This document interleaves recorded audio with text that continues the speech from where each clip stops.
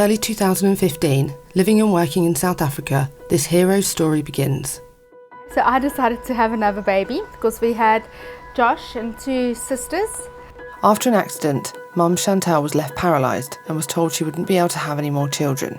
My first doctor's appointment we went to, they're like, oh, congratulations, there's a baby.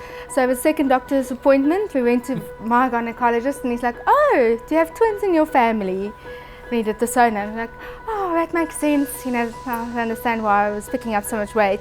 And then the third appointment, the doctor went, congratulations, there's 3. In June, after just a 26-week pregnancy, Rob receives a call from his eldest son Josh that will change his life forever. By the time Rob got home, Chantal had already given birth to 3 boys. And when I got back to the house, I ran straight down to the passage and I saw my daughter standing in my bedroom with her eyes like this. So I said to Josh, go and put a movie on for her to keep her busy. And a couple of minutes later, I saw, I think Chantal's dad came through. And I'd given you the baby. I was holding Bradley. Yeah, I'd given Bradley to Josh and I said, just keep him warm and breathe on him so that he's getting some breath on him while we wait for the ambulance and we'll try and sort something out from there. Eventually, Chantal and her 3 new boys arrived at the hospital, closely followed by Rob. So I went to do the admin because the babies were born. So now I'm sitting talking to the lady saying, what do I put on the thing because the babies don't have names? And then all of a sudden my brother-in-law walked around the corner and he went, Rob, there's another one. And I was, no, don't play games. Like, I'm emotional now. This is not a good thing or a good time. And then Harvey, the 2015 hide and seek international champion, was there. He was born. But on that first day, like, we sort of sat there and it was a decision that we would live one day at a time. Like, we cannot live past today. It's going to be tough, it's going to be hard, tomorrow's not promised. And we went and we, for some reason, believed if we made it through the first 2 weeks, you know, that was sort of the doctor sort of gave us that time that the boys would be okay.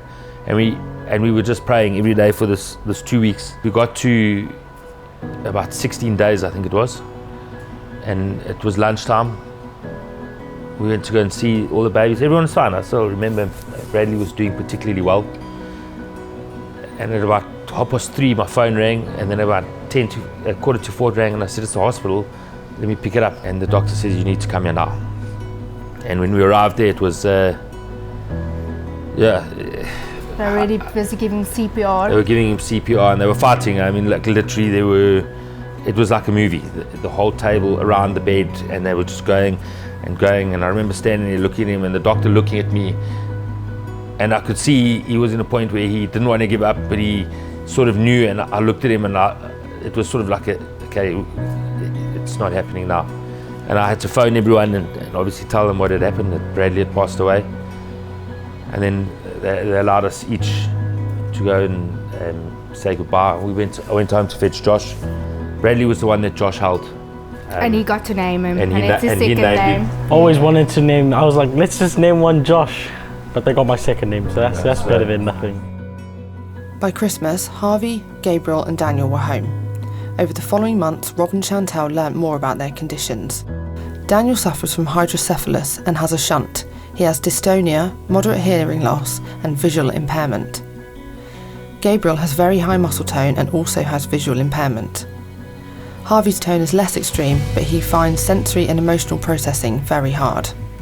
Then Job came to the school once.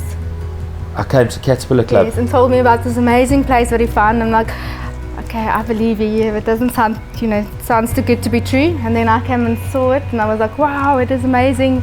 Everything in one place. I don't get excited about much, but when I got home that day, I was buzzing. It felt like a light at the end of a tunnel. So in the last 6 months, we can see a huge change in them. Like even the last 3 months, especially since I started class here. Like things they couldn't usually do, they can do now, and like such big improvement. Like Harvey, he can sit by himself. Daniel's going on all fours and doing a rocking movement forwards and back, and like Josh just said, like Gabriel's little left hand used to be like this, and now I can actually open it and he doesn't wake up so tense, he like wakes up and he can lock his legs and stands for a little bit more. They seem happy as well. Yeah, and they seem happy. Always smiling.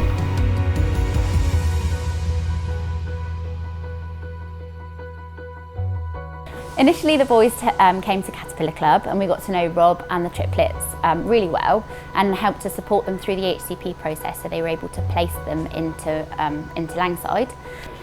As part of their daily routine, the boys will take part in physical sessions. So that would be body awareness, which is a shared session where they all get together and do their stretches as part of a fun activity, and they learn parts of their body.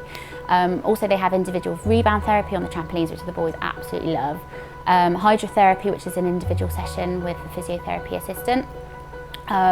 Standing opportunities, rolling.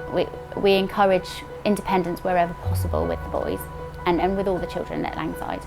Rob and Chantal know that they can come and talk to us and ask us questions, and we're sort of going through the boys' learning journey with them, so that it's a shared experience. You know, Harvey's physically has kind of moved on. He's now sort of commando crawling across the floor. He's sitting for longer periods without assistance. Gabriel is using his left arm a lot more than he was and sort of banging his tray. And Daniel is using his voice a lot more and waiting for us to respond, which is really nice. So yeah, so they've all made some improvements, you know, since coming here. Their progression has been quite good. And I'm really, really looking forward to when they're full time and we can sort of see them fly, really, yeah. Diverse Abilities is thrilled to be able to support Harvey, Gabriel, Daniel and their family. It costs well over £1 million a year to run the Langside Specialist School, supporting 25 children with profound and multiple learning disabilities, physical disabilities and complex medical needs.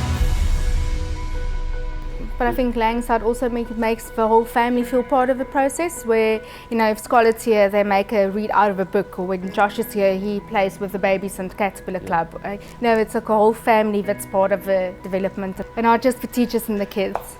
We've even started game nights. That's a cool thing. Like, we never did that before, but then the boys started here, and like now, like, because they chill after school and stuff, and on a Friday we'll have a game night, and that's like family time. But like, I knew the day I walked in here, that this was the right place for our family. I didn't even look at other schools. When they said to me, I said, I don't want to go to other schools, my kids must go there. Please donate to help Harvey, Daniel and Gabriel and many other children with disabilities.